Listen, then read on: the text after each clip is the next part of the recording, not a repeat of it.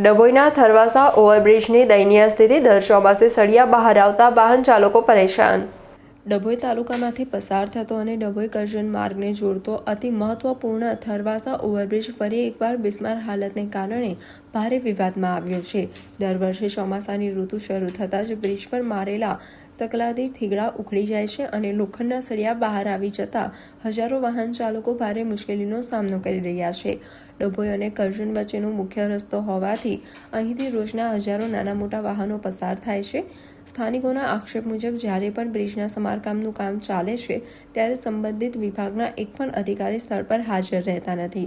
અધિકારીઓની ગેરહાજરીનો ગેરલાભ ઉઠાવી કોન્ટ્રાક્ટર અત્યંત હલકી ગુણવત્તાનું મટીરીયલ વાપરે છે, જેના કારણે થોડા સમયમાં રસ્તો ફરી ધોવાઈ જાય છે। બ્રિજ પરથી બહાર નીકળેલા તીક્ષ્ણ સળિયાને કારણે રોજેરોજ વાહનોના ટાયર ફાટવા અને પંચર પડવાના બનાવો બની રહ્યા છે, જેનાથી ગંભીર અકસ્માતનો ભય તોળાતો રહે છે। તંત્રની આ બેદરકારી સામે વાહન ચાલકો અને સ્થાનિક ગ્રામજનોએ ભારે રોષ વ્યક્ત કર્યો છે। લોકોની તાકીદની માંગણી છે કે માત્ર ઉપર છેલ્લા ઠીગડા મારવાને બદલે થરવાસા ઓવરબ્રિજનું કાયમી અને ગુણવત્તાયુક્ત સમારકામ કરવામાં આવે।